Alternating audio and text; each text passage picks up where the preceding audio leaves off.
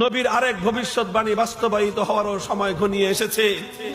সেটা হলো এই ভারতবর্ষে, এই গোটা ভারতবর্ষে একটা মহা লড়াই হবে।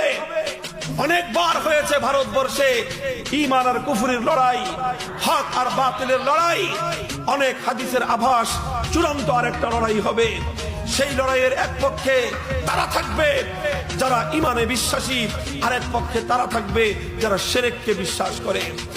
এক পক্ষে তারা থাকবে যারা তাওহীদপন্থী, আরেক পক্ষে তারা থাকবে যারা শিরকপন্থী। এক পক্ষে তারা থাকবে যারা ঈমানদার, আরেক পক্ষে তারা থাকবে যারা বেঈমান। এক পক্ষে তারা থাকবে যারা গরুর দুধ খায়, আরেক পক্ষে তারা থাকবে যারা গরুর মুখ খায়।